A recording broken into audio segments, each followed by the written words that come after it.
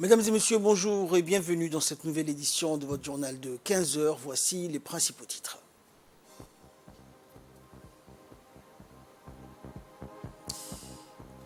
À Arta a eu lieu donc un atelier qui a été organisé en faveur des cadres et des élus de la région. Et dans l'actualité internationale, au Liban notamment, 2 ans après l'explosion au port de Beyrouth, le bilan au bord du gouffre. Voilà pour les titres, bonjour à tous. Le Premier ministre et chef du gouvernement par intérim, Abdelkader Kamel Mohamed, a accordé en milieu de matinée au salon d'honneur de la primature une audience à la nouvelle ambassadrice de la République du Soudan auprès de la République de Djibouti, Mme Rahma Saleh Al-Ubaid. L'entretien entre le Premier ministre et chef du gouvernement par intérim et la diplomate du Soudan ont porté sur les voies et moyens de consolider davantage des relations d'amitié et de coopération existant entre les deux pays. À cette occasion, la diplomate soudanaise a remercié le Premier ministre pour l'accueil plus que chaleureux et le Premier ministre Abdelkader Kamel Mohamed a quant à lui assuré son hôte de tout le concours nécessaire à l'accomplissement de sa noble mission et sa disponibilité durant le séjour à Djibouti. Il y a lieu de préciser que Mme Al-Ubaid a le statut d'ambassadrice résidente et extraordinaire et plénipotentiaire de son pays auprès de la République de Djibouti. Dans le cadre de la revitalisation de la déclaration des services aux citoyens et du développement des compétences en leadership, un atelier a été organisé en faveur des cadres et des élus de la région d'Arta. Cette cérémonie a été présidée par le préfet de la région en présence du secrétaire exécutif, du directeur général de l'INAP et du président du conseil régional. Cette séance qui a permis d'échanger sur les défis de la réforme de l'administration et sur la nécessité de fournir aux usagers un service public de qualité, mais également de faire émerger une atmosphère favorable aux bonnes collaborations entre l'administration décentralisée et déconcentrée.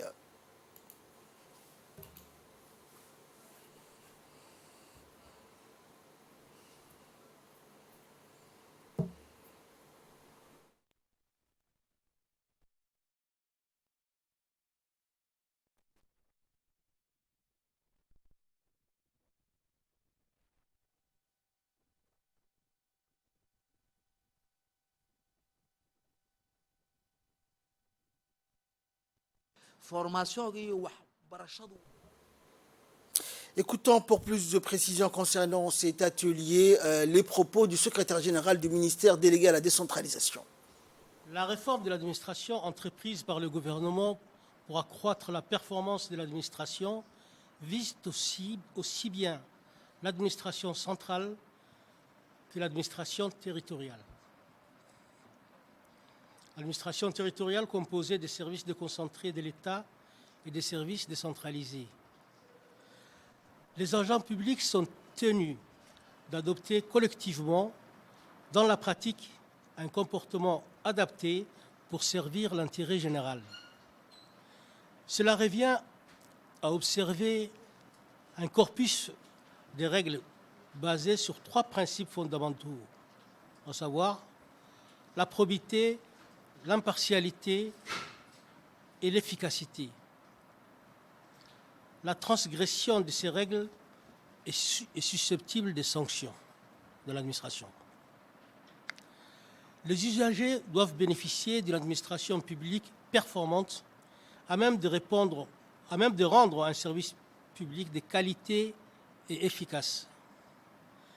De plus, compte tenu de la décentralisation en cours, il est important que les élus locaux, tout comme les agents publics et les usagers, soient bien au fait des attributions et des fonctionnements des institutions régionales, à savoir le conseil régional chapeauté par son président et la préfecture ayant à sa tête le préfet. Dans l'actualité également, les sports et les jeux de société traditionnels effectuent aujourd'hui leur grand retour grâce à la nouvelle politique du secrétariat d'État au sport dont l'objectif est de les valoriser et de les pérenniser. C'est suite à cet engouement suscité auprès des jeunes djiboutiens et le franc succès de ces activités sportives traditionnelles d'été qui se sont déroulées dans de bonnes conditions à la faveur de la conjugaison des efforts de tous les intervenants que le secrétariat d'État au sport lance officiellement les jeux d'été traditionnels dans la capitale ainsi que dans les régions de l'intérieur l'intérieur. Les disciplines seront à nouveau lancées dans la foulée au plus grand bonheur des jeunes vacanciers djiboutiens qui s'y sont épanouis. La particularité de cette initiative réside non seulement dans le souci de promouvoir les performances sportives et les échanges interactifs entre les jeunes, mais surtout dans son essence visant à offrir aux jeunes un cadre sain d'intégration, loin des sirènes de la délinquance et la débauche dont l'oisiveté, mère de tous les vices, est la source première. Manifestant ainsi un intérêt particulier à l'initiative, le secrétaire d'État au sport, Hassan Mohamed Kamil, a fait savoir que ces Jeux seront organisés chaque année par son département pour éviter qu'ils ne tombent aux oubliettes, mais qu'ils soient plutôt pérennisés pour maintenir la cohésion sociale.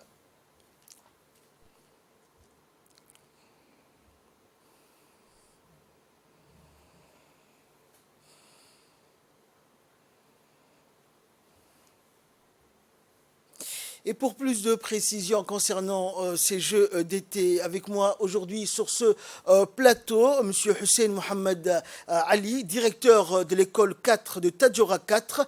Bonjour M. le directeur, bienvenue donc à vous sur ce plateau. Rappelons donc que ces Jeux d'été ont débuté le 1er juillet dernier, donc un mois déjà.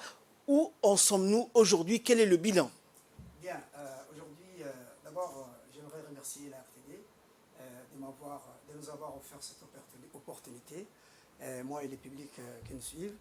Et deuxièmement, j'aimerais aussi remercier le ministère, c'est-à-dire chargé, le secrétaire d'État chargé des sports, pour avoir donné cette, comment dirais-je, opportunité, cette chance à notre jeunesse, c'est-à-dire de décider de les occuper durant les 3 mois d'été, pour qu'ils puissent éviter la drogue et la délinquance.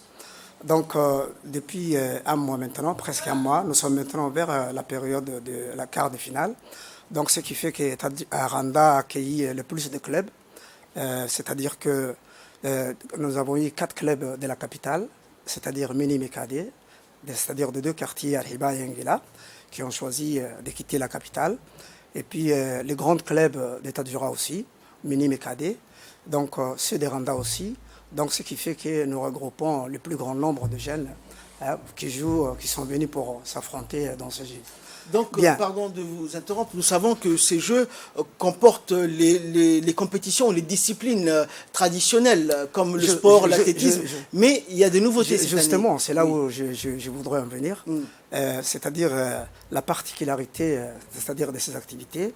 Le ministère a pris en considération nos jeux traditionnels sportifs, que ce soit en Somalie ou en Afar, qui étaient à la oubliette. Donc, pour que parmi ces activités, ceux de la région, c'est-à-dire des Brousses, puissent en profiter, c'est-à-dire en s'affrontant dans des compétitions sportives, et que la nouvelle génération aussi puisse s'accaparer de cet sport et favoriser ainsi, c'est-à-dire nos sports, c'est-à-dire coutumières nationales. Donc là, nous sommes en phase de finale, tout va bien. Et voilà, je suis très fier de ce résultat. Mais si vous me le permettez, je pourrais faire, c'est-à-dire un vœu, qu'Randa puisse se doter un jour d'une plateforme. C'est-à-dire que là, il y a des jeux qu'on ne joue pas, c'est-à-dire nous n'avons pas les terrains, que ce soit, c'est-à-dire les sports collectifs, basketball, volleyball, etc. Un complexe omnisport. Omnisport, pour que les filles aussi puissent y participer. Là, nous n'avons pas. Donc, ainsi de suite, parce que c'est le seul village qui regroupe le plus grand nombre de jeunes durant l'été. Je suis là parce que depuis 2008, je suis l'initiateur d'occuper les jeunes durant les 3 mois d'été. Et là, nous sommes vraiment fiers d'avoir notre ministère, c'est-à-dire pris ça en considération et que désormais, nous en rêverons, c'est-à-dire d'avoir des athlètes. Qui dit une nation sans athlète n'est pas une nation. Donc, comme l'a dit le secrétaire d'État, ces jeux culturels traditionnels ou les sports qu'on pratiquait avant, donc traditionnellement, seront pérennisés chaque année. Exactement. C'est ce que nous souhaitons. Et par-delà, nous souhaitons qu'il y ait des compétitions, c'est-à-dire pourquoi pas inter-villages, et ainsi de suite, durant l'année, comme les saisons sportives, et qu'il y aurait des championnats, etc. Voilà. Merci, monsieur le directeur. Je rappelle que vous êtes directeur de l'école Tadjoura 4. Merci d'avoir répondu à nos questions. Merci. Dans l'actualité également et dans le dossier de cette édition notamment, dans un monde de plus en plus innovant en termes de technologie et les rôles des ports dans cette perspective ont connu donc au cours des dernières années une évolution. Dans ce magazine préparé par la rédaction, il est question de comment la chaîne logistique dans un monde de plus en plus accru par les échanges de la mondialisation ou encore la digitalisation a permis une meilleure synchronisation entre les différents acteurs. Regardez, c'est un magazine de la rédaction. L'avenir des ports passe aujourd'hui par la digitalisation. Dans ce domaine, les ports de Djibouti font office d'une figure de proue. Un enjeu de taille dans un monde régi par les lois du commerce international et un flux de trafic maritime qui s'intensifie. À terme, une logistique rapide, efficace et intelligente est plus qu'importante. Dans cette perspective, l'autorité portuaire a mis en place une plateforme digitale, le DPCS, connue sous Djibouti Port Community System. Cette nouvelle entité a pour objectif de coordonner, simplifier et rationaliser le processus d'importation, d'exportation du transit dans les ports nationaux, les aéroports et les centres économiques régionaux. En d'autres termes, le DPCS se définit comme étant un nœud de connexion portuaire. L'objectif, dématérialiser tous les processus de la chaîne logistique. Cette plateforme offre un environnement sans papier pour la soumission des déclarations préalables à l'arrivée et au départ, ainsi que l'intégration avec le système portuaire et douanier afin de fournir une plus grande efficacité des opérations. La mise en place du DPCS a déjà révolutionné plusieurs procédures relatives à la chaîne logistique. La numérisation est devenue un gage de transparence, d'efficacité et de productivité dans différents acteurs de la communauté portuaire.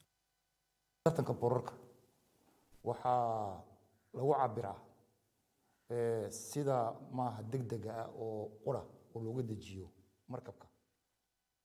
Ce nouveau système a facilité énormément de choses. L'optimisation et la visualisation des flux de marchandises ont offert aux clients une transparence de bout en bout du rapport de leur cargaison tout au long de l'approvisionnement. Aujourd'hui, dans un monde qui devient de plus en plus compétitif, avec des enjeux géopolitiques qui créent de nouveaux défis pour tous les ports maritimes du monde, Djibouti a pris le devant en instaurant tout un écosystème autour de ce système digital avec les différentes parties prenantes. En effet, la plateforme PCS de Djibouti rassemble tous les parties prenantes, notamment les agents maritimes, les transitaires, les sociétés de zone franche, les opérateurs portuaires et ceux du corridor, autorités portuaires et les agences douanières, chose inimaginable il y a quelques années. Par ailleurs, cette plateforme offre un environnement sans papier pour la soumission des déclarations préalables à l'arrivée et au départ, ainsi qu'à l'intégration du système portuaire et douanier afin de fournir une plus grande efficacité des opérations. Désormais, avec le système des PCS, la soumission en ligne est réduite indiscutablement les délais, mais aussi les coûts et assure la transparence de tous les acteurs de la chaîne logistique, tout en augmentant la visibilité pour un importateur ou un exportateur dans les régions enclavées comme l'Éthiopie par exemple. Depuis l'implémentation du DPCS, le port Clarence électronique permet aux agents maritimes d'économiser jusqu'à 5 heures et plus d'une centaine de dollars par transaction. Auparavant, ils devaient louer un remorqueur pour se rendre physiquement au mouillage pour fournir ces documents au capitaine du navire. La soumission et la validation des documents des arrivées des navires sans passer de 24 heures à 1 heure. La réservation pour la sortie des conteneurs et l'impression des gate pass, quant à eux, prennent moins de 10 minutes, soit un gain de 95% de temps. L'intégration avec le système de la douane a permis aux agences maritimes d'utiliser une seule plateforme pour la soumission des déclarations sommaires, appelées le manifeste, ainsi que les bancs de livraison électroniques. Pour les propriétaires de marchandises, ce gain de temps est une aubaine. Le DPCS système a été bénéfique car il a relié tous les différentes parties prenantes. Aujourd'hui, nous n'avons plus besoin de nous déplacer au port pour voir si la marchandise est arrivée, le suivi. Ici, on occupe de tout du préacheminement, de la douane, de l'assurance, du tract and trace, etc. Grâce à ce système, nous proposons ainsi les avantages d'une offre complète à la possibilité de sur-mesure car la grande promesse de la digitalisation est bien là. éviter le morcellement dans la chaîne logistique du maritime. Dans un monde qui se globalise chaque jour, l'impératif de se digitaliser a été une condition sine qua non pour être un acteur incontournable. Pour cela, Djibouti a modernisé son système pour qu'elle soit capable de traiter encore plus d'informations plus rapidement, comme le permettent aujourd'hui les derniers outils technologiques. Dans l'actualité également, moins d'une semaine après la tenue d'une réunion de haut niveau et l'annonce de nouvelles mesures de lutte contre la contrebande et l'économie parallèle, les décisions du ministère du Budget semblent déjà donner leurs fruits.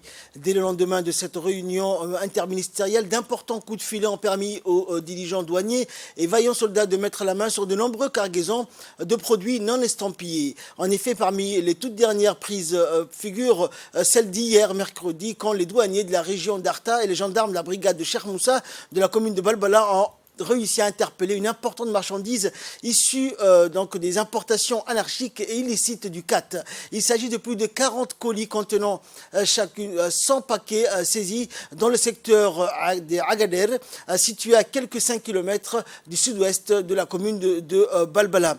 Alertés par des informateurs anonymes, les douaniers de la brigade de PK20 et PK51 de la division d'Arta, renforcés par les gendarmes, donc avec célérité, asséné un coup dur aux contrebandiers pris de court. Ces derniers ont jeté au rempart leur cargaison avant de prendre la fuite. Et en application à la procédure standard en vigueur, la saisie a été aussitôt détruite près du poste douanier du PK20. Il faut savoir que depuis cet exercice conjoint, les différentes forces nationales et les contrebandiers n'ont plus aucune chance d'écouler leurs produits sur le marché national. Et suite à la lutte acharnée de la gendarmerie nationale contre la contrebande sous toutes ses formes, les trafiquants ne cessent d'imaginer de nouvelles méthodes pour contourner la vigilance des forces de l'ordre. Ainsi, certains contrebandiers du CAT ont cru que le train de passagers serait un excellent moyen de faire passer leurs produits sans se faire interpeller. C'était sans compter sur la vigilance de la gendarmerie de transport ferroviaire qui a intercepté le 2 août dernier, donc au niveau de la gare de Nagad, 2300 paquets de CAT dissimulés dans le compartiment de la cuisine du train de passagers en provenance de l'Éthiopie. La valeur marchande de ces produits de contrebande est estimée à plus de 2 300 000 de nos francs. Cette quantité importante de CAT de contrebande a été détruite au feu en présence des agents de la douane, comme le veut la procédure. Et quant aux 3 auteurs présumés dans cette affaire, ils ont été interpellés et placés en garde à vue à la brigade de Damerjoug. Et de là, nous passons à l'actualité internationale. Donc, 2 ans après l'explosion au port de Beyrouth, le Liban est au bord du gouffre. Le bilan marque aujourd'hui le 2e anniversaire de la gigantesque explosion au port de Beyrouth qui a dévasté des quartiers entiers de la capitale avec des manifestations de proches de victimes déterminés à poursuivre leur combat pour la vérité et la justice. La déflagration du 4 août 2020 dans un entrepôt abritant des centaines de tonnes de nitrate d'ammonium stocké sans précaution, l'une des plus importantes explosions non nucléaires jamais enregistrées, a fait plus de 200 morts et 6500 blessés. Pourtant, l'enquête ouverte au bilan a été entravée par des ingérences politiques et aucun représentant de l'État n'a jusqu'ici été tenu pour responsable de la tragédie qui a connu un nouveau développement la semaine dernière. Plusieurs silos de grains très endommagés dans l'enceinte du port se sont effondrés et d'autres menacent de s'écrouler selon les experts. Cette méga explosion est un cauchemar dans l'histoire déjà mouvementée du Liban, aujourd'hui embourbé dans la pire crise économique de son histoire, confronté à d'incessantes coupures de courant, une inflation galopante et un désespoir généralisé. C'est la fin de cette édition. Merci de nous avoir suivis. Restez avec nous avec la suite de programmes sur Télé Djibouti.